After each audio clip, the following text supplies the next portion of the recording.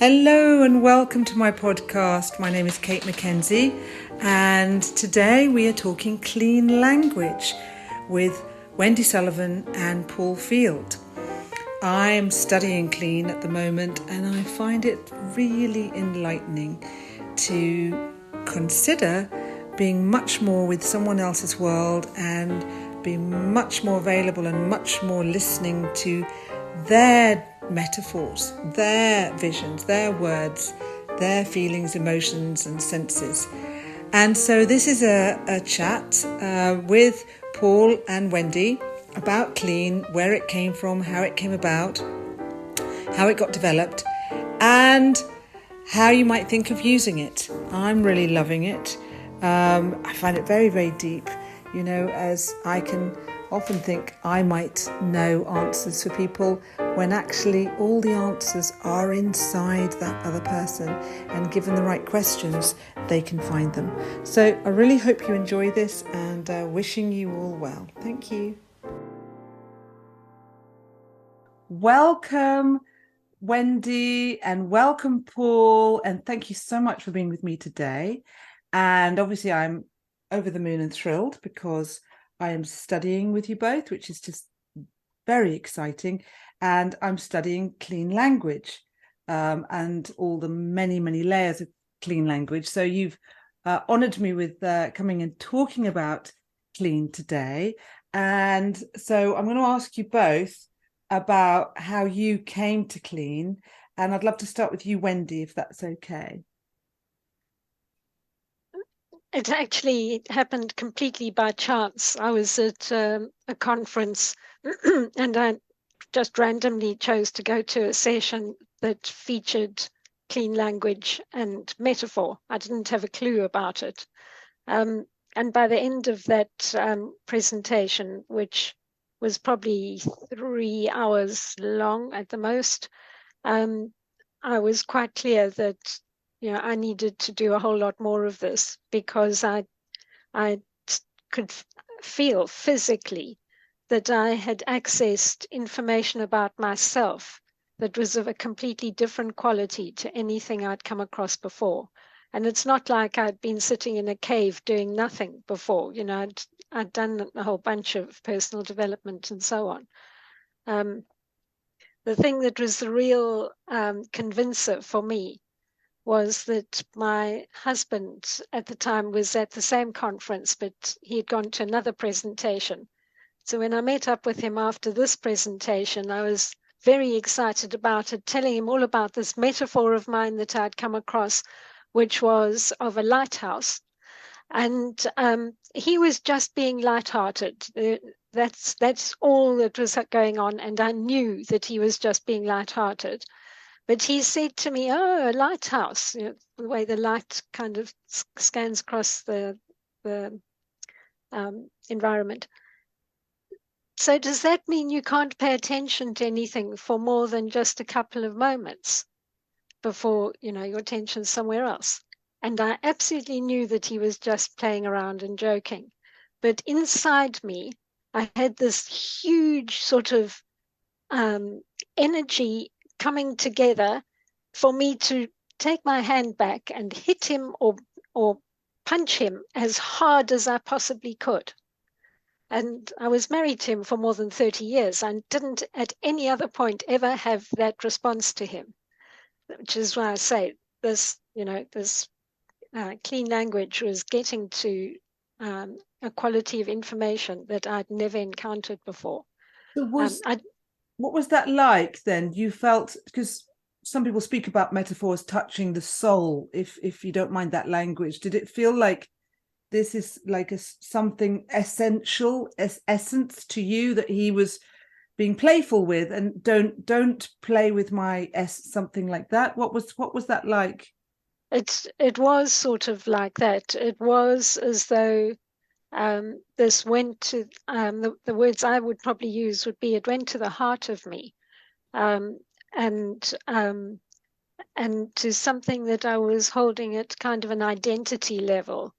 Um, and human beings don't willingly or nilly-willy kind of give up on their identity.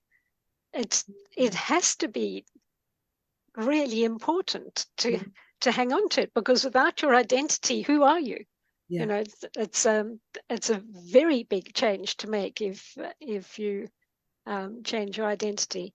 So it was kind of, this is really central to me, and it's not for messing around with.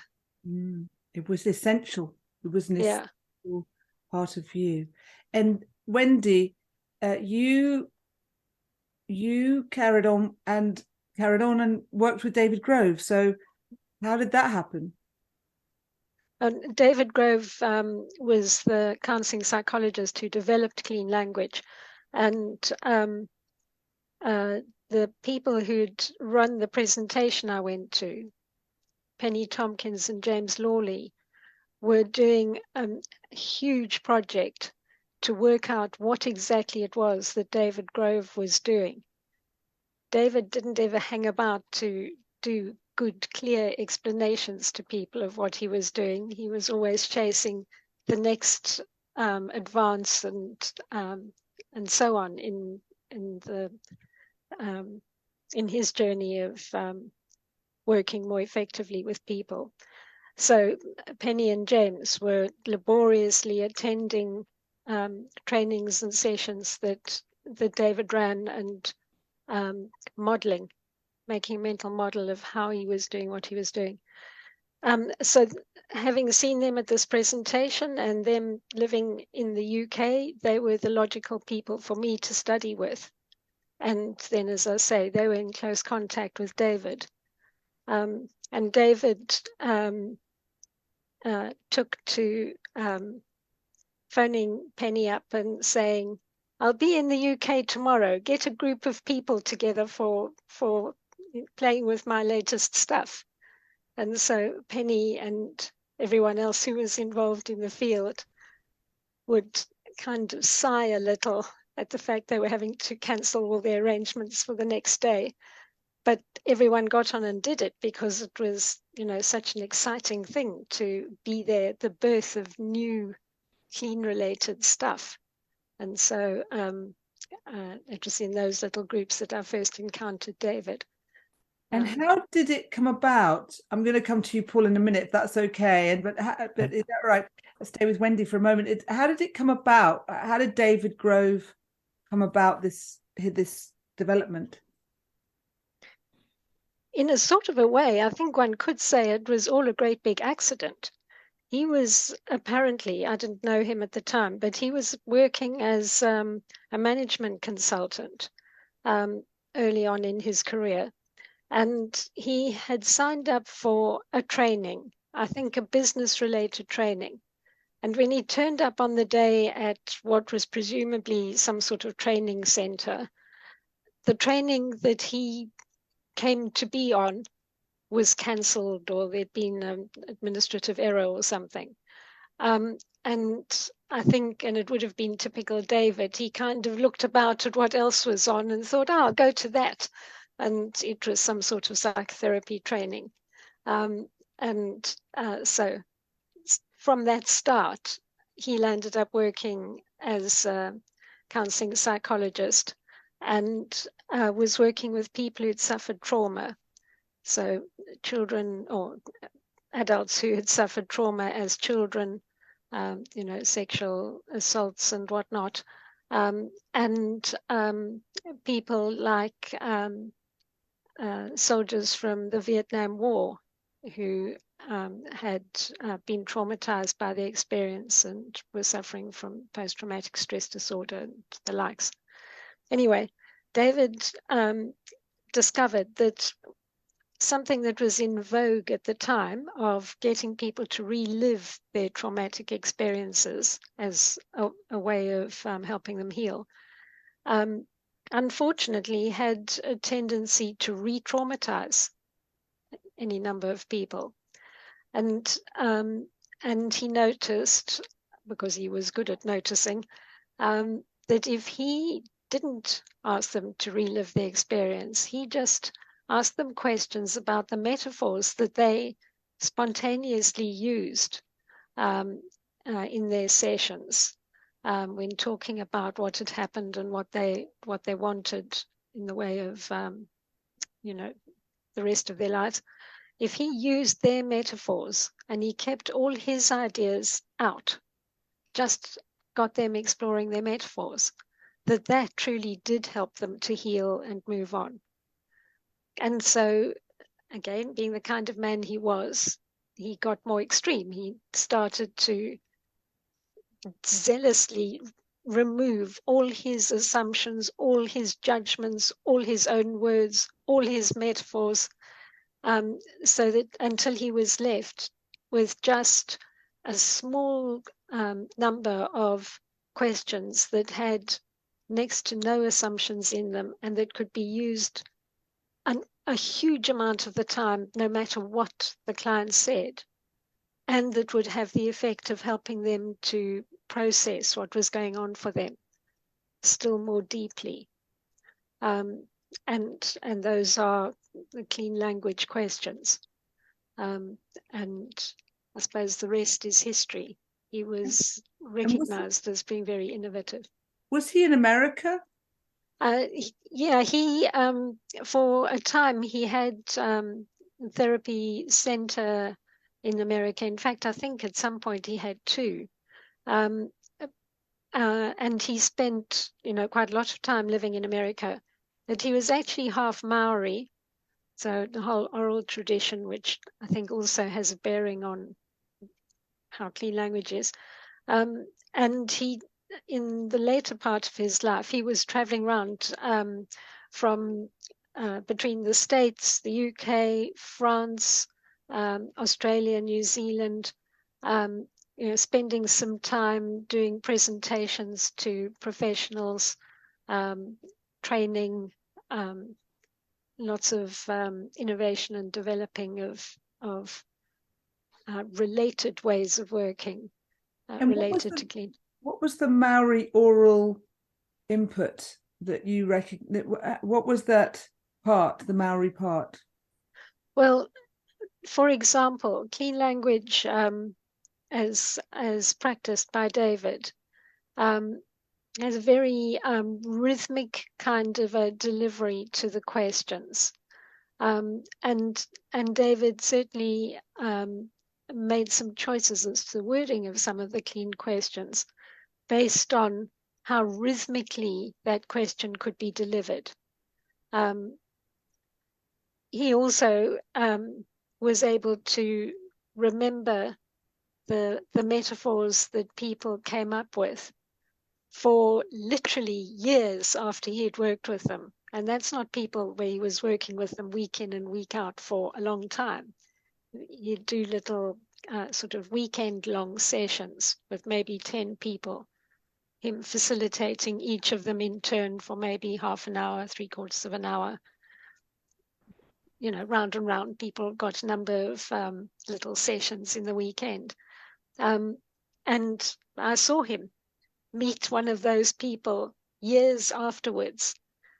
He didn't remember them at all visually, but he said, "What was your metaphor on that weekend personal journey years ago?" And the person gave just a sentence or two, and David absolutely remembered it and could bring things from it into the session that he did something like 3-4 years later then with the same person. So, that being able to hold on to what he had heard. Very deep, very deep. Yeah. And Wendy, did you go on to work with him and train with him, or did you develop workshops after him? What happened? I think probably the answer is all of the above. So I was part of this little group that met to play around with new stuff that he developed. So in a sense, that was being trained by him. He and I ran a training together at some point along the way, and and he was keen at that point to do more training, but he was working with different timelines from me and wanted to do a training within kind of, I don't know, 3 weeks of it being proposed. And I was holding out for 6 weeks in order to be able to do something resembling marketing. And unfortunately, he passed away before we'd done any more training. He was He had a unwell. completely unexpected heart attack Oh, when he was in the States. oh. So That must have been very shocking. it was shocking. It was completely shocking, though. When one realized that he was leading a kind of peripatetic life, wandering about the universe, it will be, I think, pretty much guaranteed that he didn't have a consistent relationship with a doctor who was, monitoring his health or whatever, Right.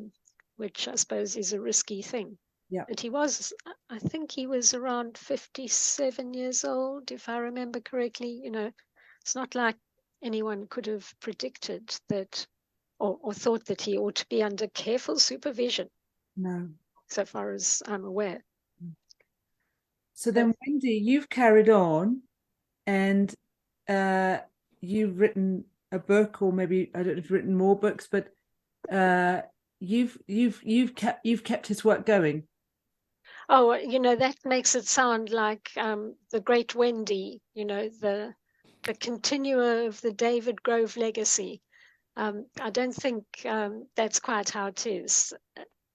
People rallied around at the point that he had died, and so there are people very actively working using David's stuff in France and here and in the States and well, all over the place. He when he appeared on the scene, people arranged to come and hear him. Yeah, makes sense. So I'm one of a number of people who've carried on having known him, and it is exciting times because this is all pretty recent. There's still a lot of innovating going on, a lot of kind of realizing the potential of clean language. And I think the latest clean book is this one, Clean Language Interviewing. Is that who's that by? That's 3 editors: James Lawley, who I've mentioned, Heather Kensley, and Paul Tosey, who are all involved in the field. Heather Kensley recently was awarded a PhD in which she used clean language as her interviewing method to get to the truth of what goes on for leaders. She interviewed a large number of CEOs to find out about their metaphors for leading and so on. So that's the new thing, that clean language is now an established, accepted way for even PhD students to conduct their interviews. Wow. where they're wanting to get to someone's truth. Now, Wendy, I was going to ask you, where did the word clean come from? And Paul, I'm going to come to you. I'm sorry, I'm going to come to you in a minute, Paul. It's going to lead. Where does clean come from, the word? I'm actually not sure. I think in the first instance, as I understand it, I think David called his work metaphor therapy initially. And I'm not sure when or where clean arose. It's been the accepted name from when I first got involved in it, which was, I think, about 1997-ish or so. But I'm not sure if it was David or someone closely related to him who first coined it. He certainly used it later on in his life. And then, Wendy, I might come to Paul now, and then talk with you both, but thank you, Wendy. Brilliant, brilliant. And Paul, now obviously I'm learning with you and Wendy, and I'm seeing the huge and expansive developments that I'm experiencing with the training both you are delivering. So Paul, how did you come to clean? It's a really good question that I don't actually know I know the answer to. I think I came to it in some ways through coming to coaching. So I was working in business. My experience of first running a team was I was in IT. But my experience was to go, how do I look after these people? Which was unusual because in IT and the kind of industry I was in, most people were like, excellent, I've got people to give jobs to.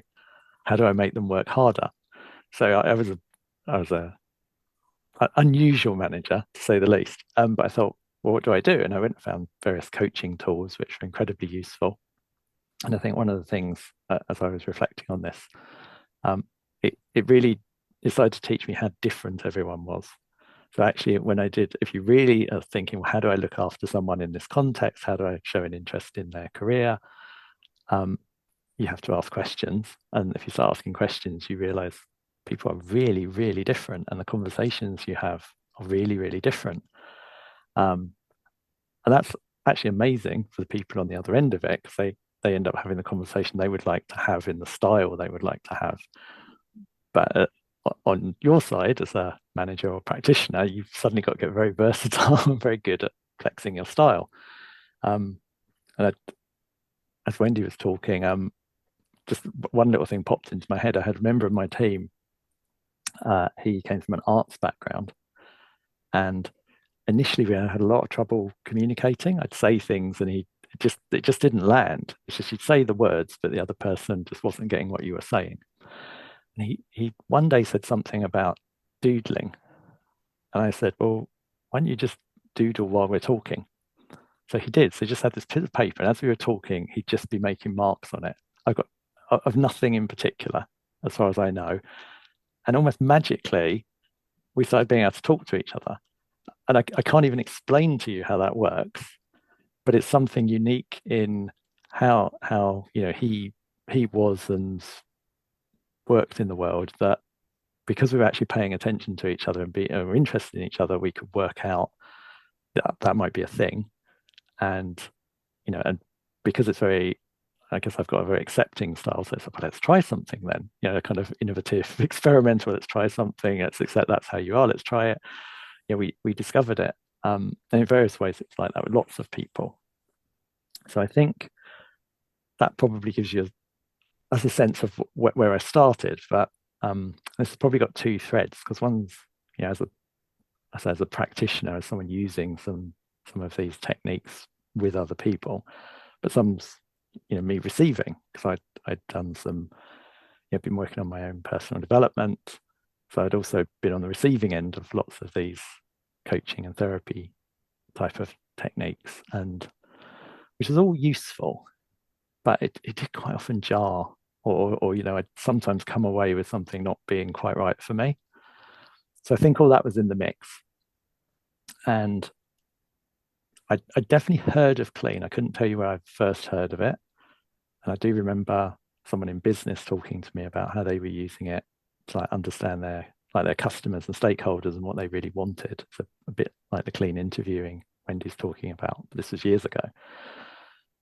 So I really can't tell you. I didn't go to a conference session and there was an aha moment. It wasn't anything like that. It was in the air, and somehow there was a knowing in me, something I must have read that kind of said, oh, this somehow feels right. There's something about this that is resonating in me. So I don't think I even knew Wendy.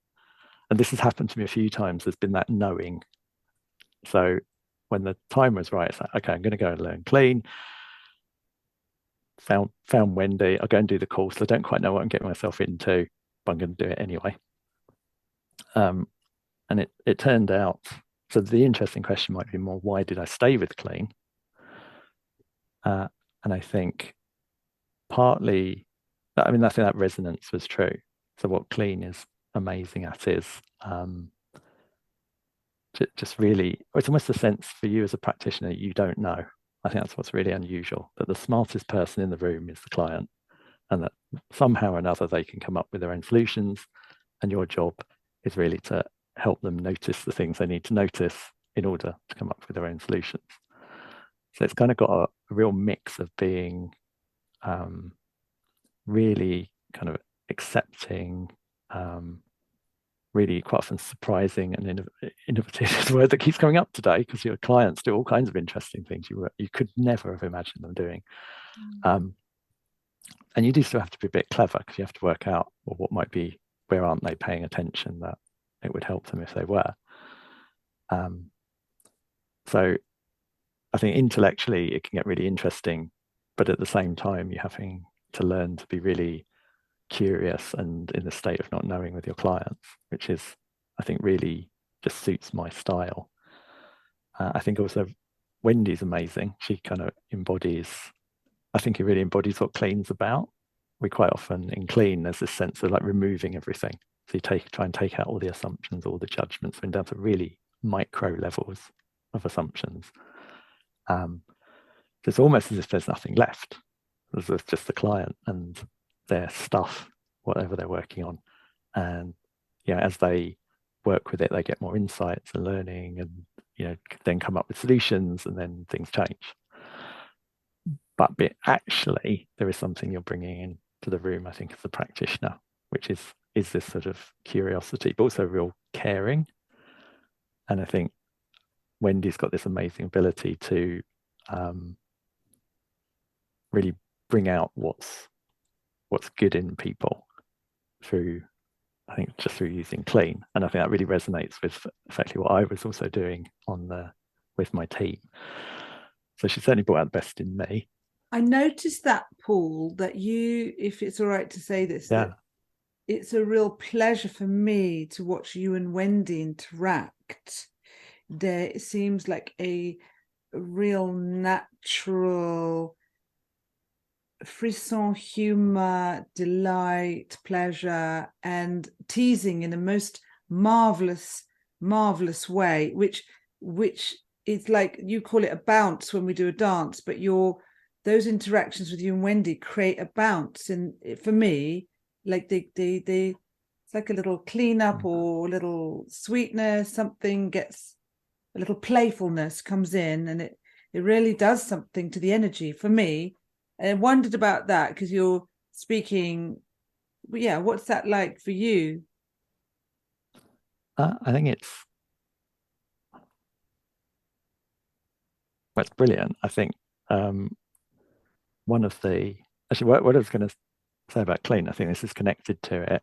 I realized as I went along, a long time after and doing clean and receiving clean, a lot of what hadn't jarred or been difficult for me is I had a real sense of like not being allowed to be me, as like actually what was underpinning a lot of stuff going on.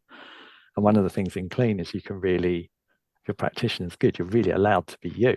Like everything pretty much is welcome, as long as you're not going to assault the therapist or something. And I think that's what's happens with the training. So for a start, we're really keen on anyone who comes to our training being themselves, like bringing, well, what do they bring?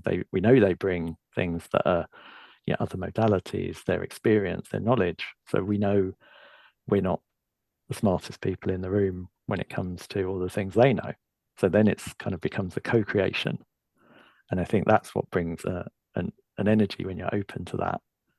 And so I think with finding clean, it means I've got a playful nature. I've a lot of the time innovative, I like to think.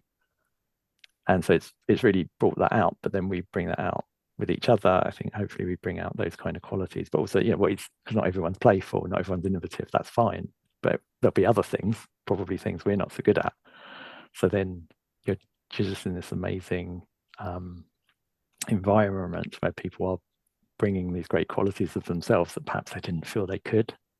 No, that's so lovely, Paul. I mean, I really enjoy it immensely when I see you and Wendy interact in the ways that you do, which it's like a little Harold Lloyd movie. You do these, for me, little kind of these funny, humorous, wonderful interactions.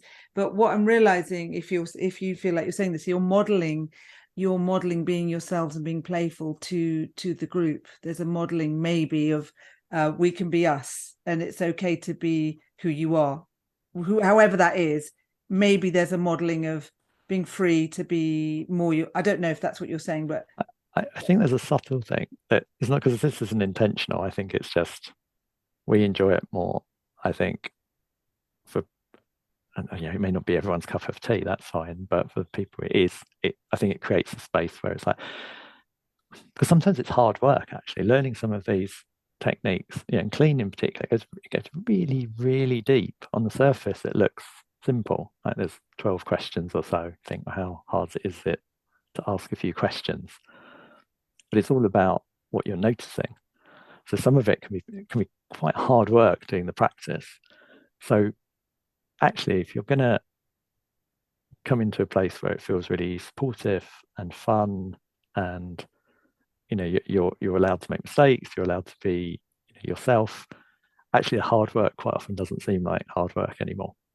That's a really nice way of putting it, because this is the thing, is that I told a colleague about clean and how I'm a fan, I'm passionate about it, and then she kind of understandably said, so you must be really clean, as in you must be doing this. And I immediately went, no, I'm learning, because it feels like that. It's a simple method, but it's not easy. It's very in depth. It's very multidimensional to do it well, and thoughtful and considered to do it well. Well, actually, I think let's be clear before we put everyone off who's listening, because I said hard work. Yes, at some levels it is really easy. So I do some things in business, in an hour I could teach people a couple of techniques and clean, like about listening, and they'll go and be more effective in meetings. Really simple. Give me, because I did a little sort of 6-session thing in business for people who are super busy doing other jobs, not really interested in coaching, but they did want to be a bit more effective, and they were open to sort of this kind of being a bit oriented towards people and a bit curious. So they don't have to be squeaky clean or anything like that. But you give them some of the listening skills we know, a couple of really good questions, a couple of things to be like listening for. Really, what's a really obvious one is listen for what's the most important word in the meeting that's really ambiguous. So people will be saying, well, if we want this new IT system, it's got to be better. And then everyone's talking. And if you're sitting there thinking, I don't think anyone here knows what better really means. So that's the thing, you're doing the noticing. So for ambiguity, and that's a really vital word around here. And then use a clean question, which looks really simple, which is what kind of. So if you can, even if you're not chairing the meeting, you just pipe up and say, there's better. What kind of better is that better? And people will answer the question, but immediately everyone in the room is starting to go, well, we went faster. Okay, faster? What kind of faster? It's got to be at least 3 times as fast as the old system. Oh, okay. So 2 questions that look like nothing. No one will pay much attention to the fact you asked them. Suddenly everyone in the room is much more focused on what they need to be focused on. So that's a really simple business application. I can teach people in an hour or 2, and makes a difference. But as you see, lots of it's to do with what you're noticing and asking the question. So when we say the hard work, this is to do with how do you get to the point where any kind of person with almost any kind of problem could come into a room with you, and you're going to somehow be able to notice into what they're saying to find out. Actually, I've got a client who quite often talks at me for about 15 minutes when we start, and what I'm doing is listening really carefully and going, okay, what is it that's really important to them here?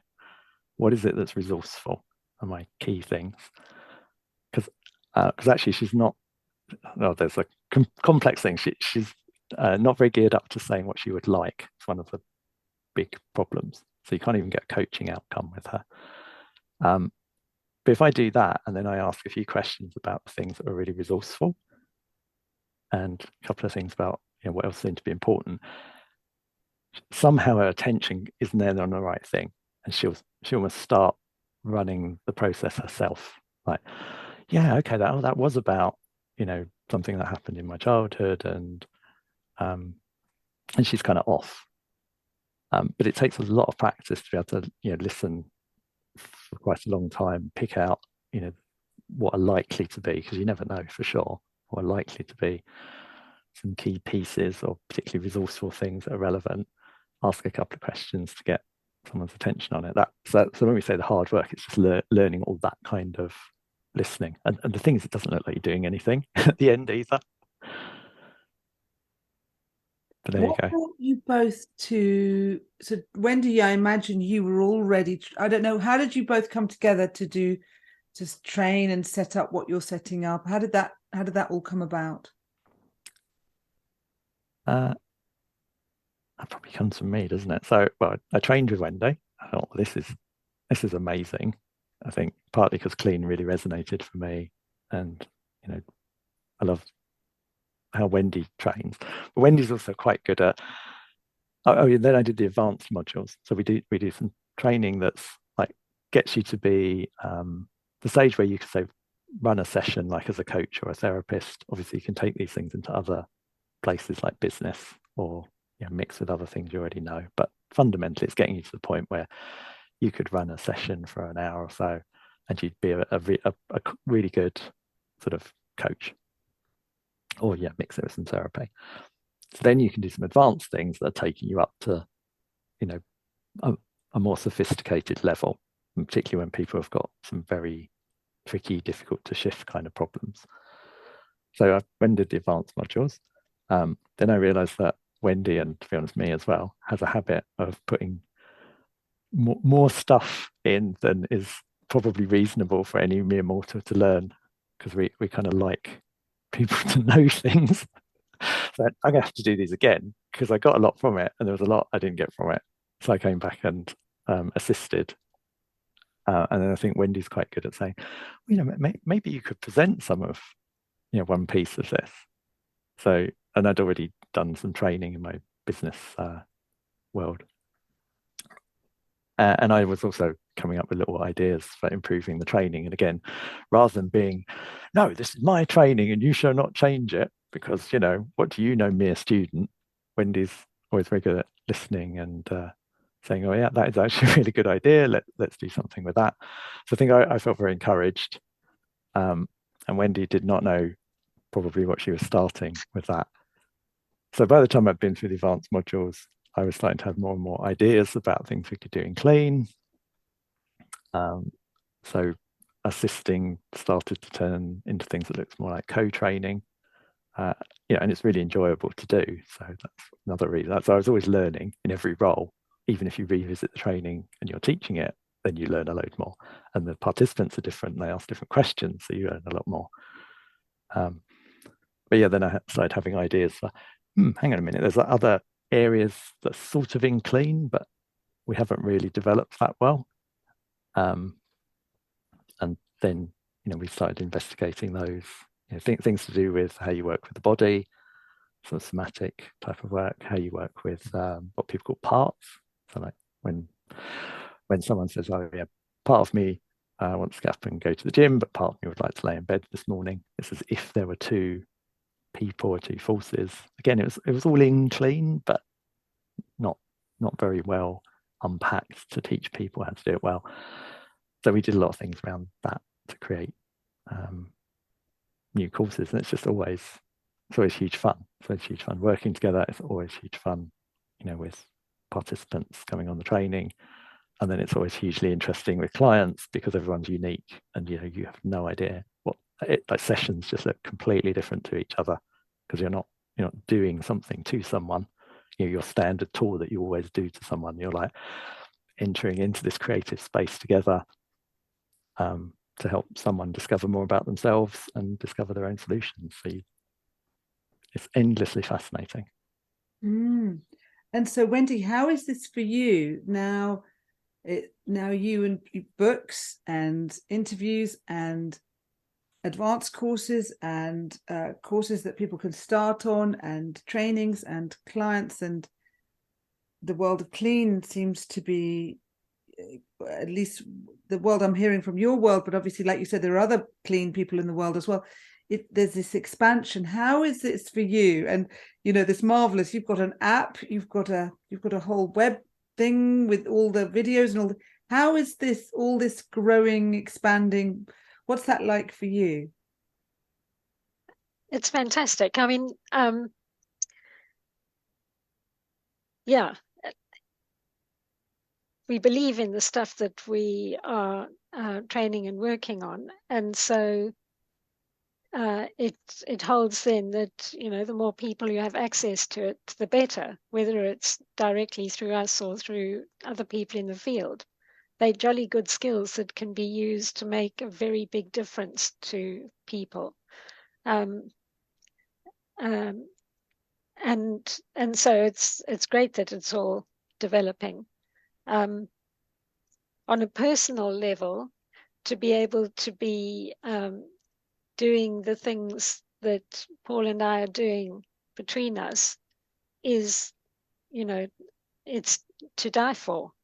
To have someone to work with who has the quality of ideas that Paul has, the number of ideas, the speed of actioning the ideas, the level of techie knowledge. I mean, that's sort of, I suppose I could, access from other sources, but I don't know, we wouldn't be anywhere near where we are if it hadn't been for that aspect alone.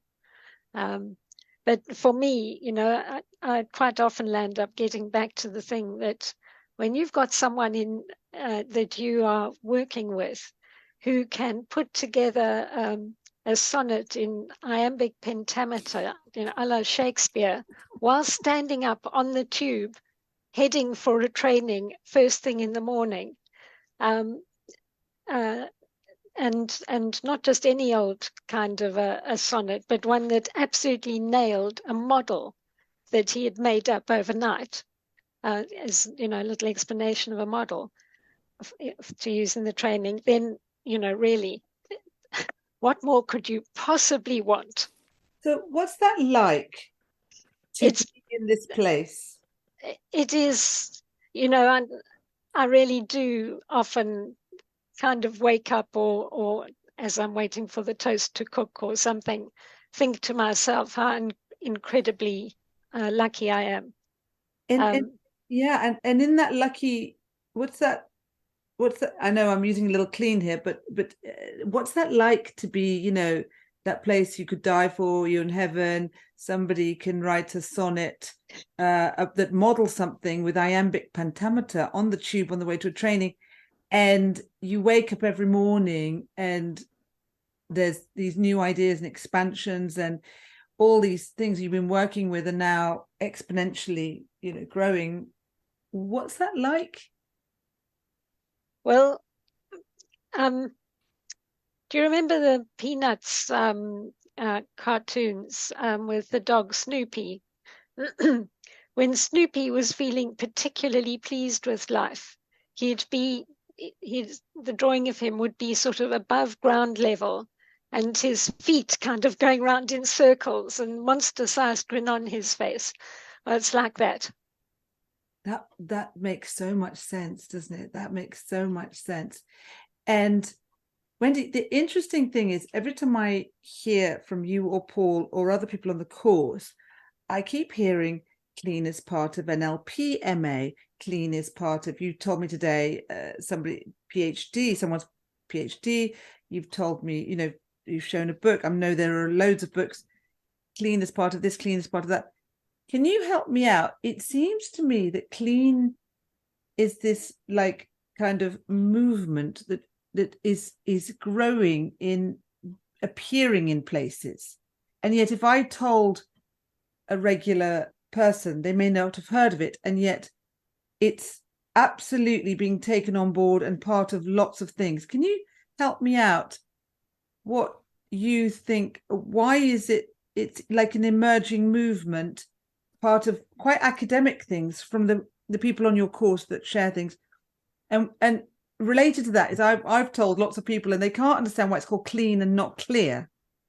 Although as I keep going on, my house is cleaner and cleaner and cleaner, and I'm decluttering and everything is much neater. So I can get the clean now, training with clean. I can see how it cleans things up. But can you, those two things, one, that it seems to be this subtle kind of academic movement. It may not be academic, but people keep telling me, oh, they trained on that course and there was a clean module and they trained on that. Rather, it's not like it's like like a river. And then the other piece is, why clean, not clear? So on the clean, not clear, I think that we can probably address really quickly. In actual fact, there are some Dutch clean facilitators. There are clean people all over the place, and the clean questions have been translated into, I think, about 44 languages, Wow. if I'm right.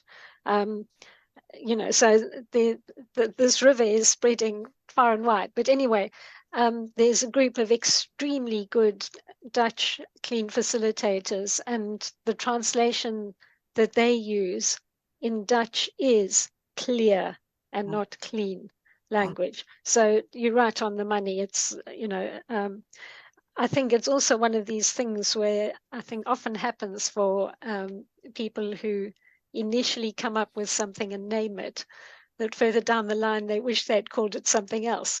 I didn't ever hear David say that he wished he'd called it something else, but I think sometimes the nature of the thing becomes clearer as time goes by. So I think clear language would be a completely reasonable thing to call it.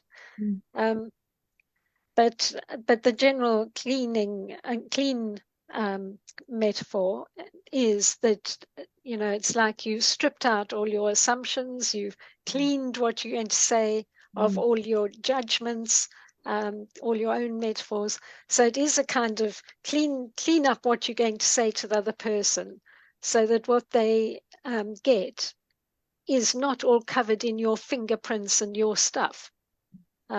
It's all pristine, and they'll receive it, in a very seamless kind of a way, because it will fit them so well, so they can keep processing. That's so helpful. And maybe both of you, what's your thoughts? Obviously, I'm not an expert on clean, so maybe that clean is more worldwide known than I know.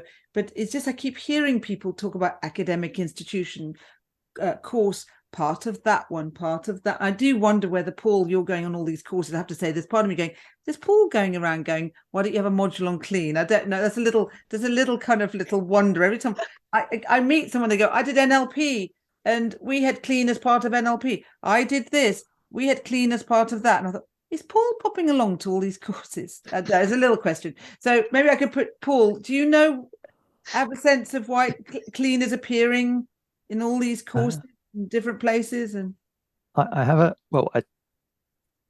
I don't know. Let me do a few guesses or say a couple of things I think are relevant. But the first thing is it seems to be incredibly hard to explain to anyone what clean actually is.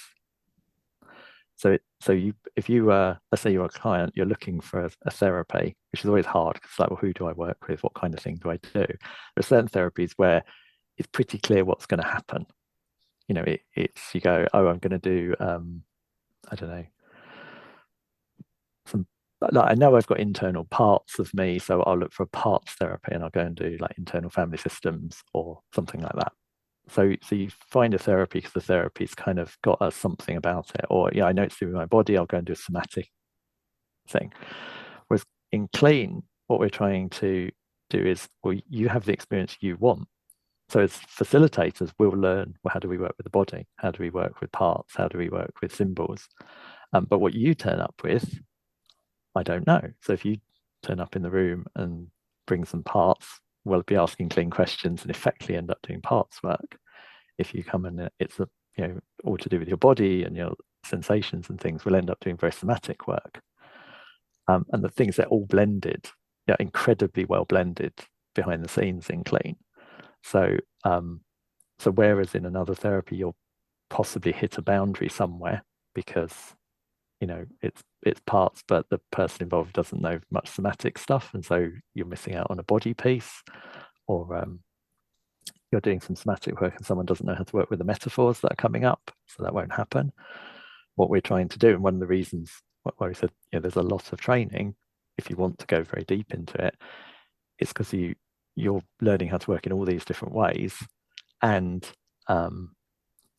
at the foundation, because we're trying to clean everything up, the only choice we've got is to either work with something that's universal, so it's pretty much true for everyone, or we can work with something that's unique, i.e. it's true for you and might not be true for anyone else. And I think that's very unusual, but it makes it impossible to explain what the thing is, because actually it's an experience. And even if you come and you go, I had an amazing clean session with Wendy or with Paul or something, or someone else. If you went and explained what that session is, if someone else comes, they might have a very different session because it's co-created. So that's one of the problems of why, for I guess the general public point of view, you'd understand what clean is or come to it, or even as a practitioner, think that's something I want to learn.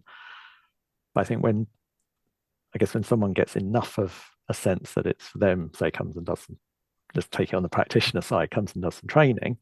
And also we're very good at not assuming you're going to be a squeaky clean, pure clean person. We kind of go, okay, you might be, but equally you might go and mix it with, we have people who do equine assisted learning, so with horses, things like psychological body work. So they're doing lots of body-based practical things, or with therapy or some other modalities they know. The point is, because of the way clean strips everything out, it makes it very, very amenable to mixing with other things. So you could come and do a very pure clean session, and that's fantastic. Or what we think practically everyone does, including us, is mix it with other things as well. So then I think what's much easier is if someone does some course, goes, hey, that's great, I can put a module into my NLP training. I can put a module into my horse training. That's what they then do, because they see the value and they think their students should know a bit about it in that context. So I think that's how it leaks out into lots of places in that kind of way.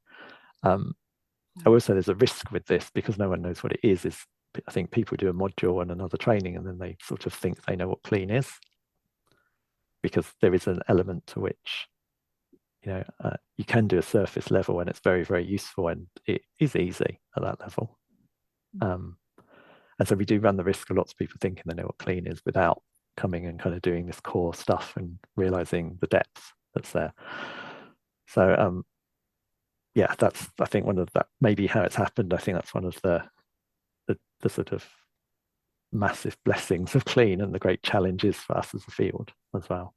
No, that's so helpful. And I did, and what's so wonderful about studying with the two of you and the way you're training, which is weekly, which really works for someone like me, because of the idea that I feel like I can build cumulatively, but I have to, and I just watch, and also having the chance to watch you and practice, very helpful in the sense of, like anything, learning to horse ride or drive or whatever, you develop, and you could get more embodied, and like I've seen the two of you, there's humor and there's sweetness and listening.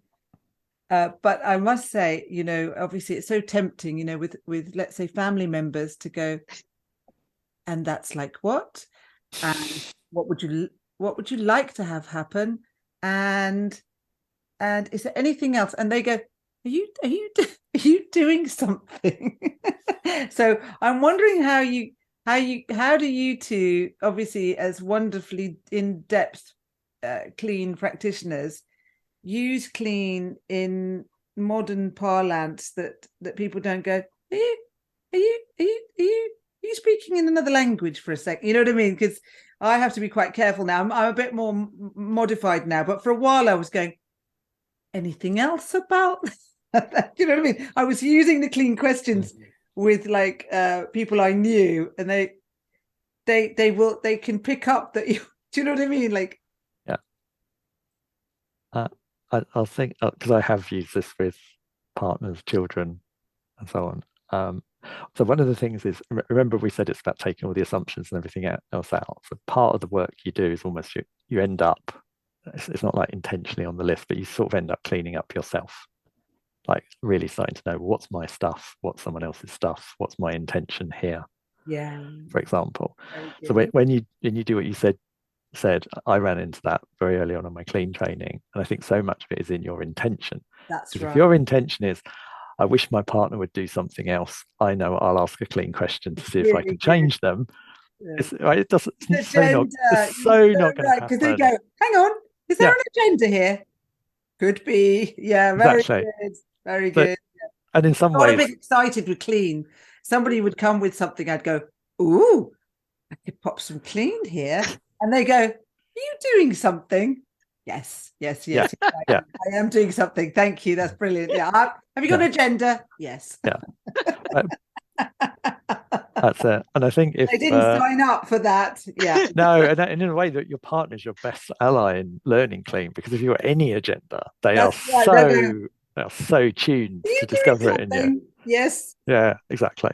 Yeah. But I would say if you can get that out of the way, brilliant, then actually it's incredibly helpful, because if you're in one of those moments like with a partner and assuming your relationship's at the point where there is a lot of trust and goodwill to each other, you're not trying to score points. Actually, at one of those moments where things are really difficult, I think it's easier you've learned to have to hold your own state much better, because you have to do that in sessions, because people can bring all kinds of difficult things. It might challenge your own beliefs. So you have to learn that. So when your partner's saying something, maybe even it's about you think's unfair, it's still, you've learned in a way to be much better at holding your own state and listening to them, actually asking a question about it. And whether it's a perfectly clean question doesn't really matter. The point is you can do this kind of, actually, I'm curious. I know you're accusing me of something, but I wonder what's really going on, what really happened here. So rather than attacking, I can come from a nice. So I think that's hard skills to learn. Very hard. Yeah, so it's not the clean questions per se, it's the journey you go on in learning. The way you're doing it, how you're doing it. Yeah. Wendy, did you want to say something? Yeah. It's, I think in that sort of situation, it is down to if you can get to a point where you have the intention of working out what actually your partner's accusing you of or saying has happened that you don't recognize. If your intention is to find out, which is a kind of you being curious about what they're saying, trying to make sense of it, then I think it's true that even if the question you ask isn't a completely clean question, it probably will have the right effect. Actually, I had a little thing in. The other nice thing with clean, because we work on like states a lot, if you wanted to learn something like that on the clean, you can do it. Okay, and when your partner is upset and saying something that you don't recognize, and you're starting to feel a little, irked inside, these would all be words someone had said, for example. So that might be me. I've said all those things. What would you like to have happen? Like, well, actually, I'd like to stay really calm and be able to listen to them. And then you could develop the metaphor. What kind of calm? So we do things like that, like what are our states when we're facilitating, and because clean can go so deep, and the way metaphors work is they make what's usually very difficult to access and unconscious into a form that you can work with. So if that I'll use my being calm. It's not particularly in the relationship thing, but for me, being calm, it's like having it's like there's a lake and it's perfectly still and it's surrounded by trees. And the reason it's surrounded by trees is because when the wind blows, the trees buffer the wind so it doesn't cause ripples on the surface of the lake. So that's a way I've come to know how I do calm. And so the more I know that, the more I can either just exploring it somehow makes it more real in your system, even without you thinking about it. That makes it a bit more accessible.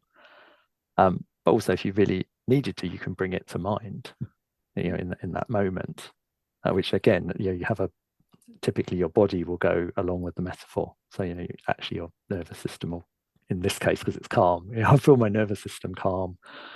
So we can very precisely get at desired resourceful states that we might like as facilitators, and then we can help clients to do that too.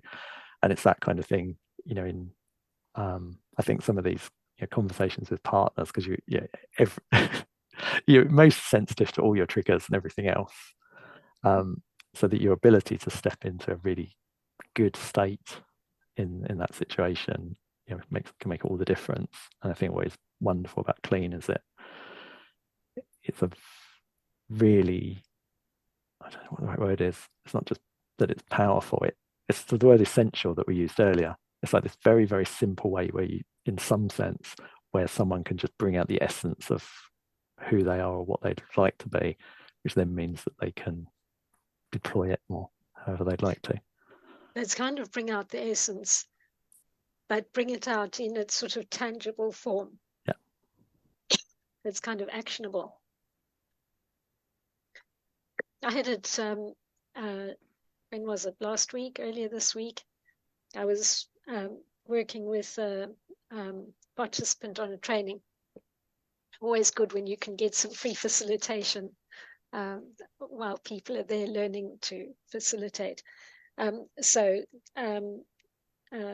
this participant was facilitating me. I'd started out saying I wanted to be more focused.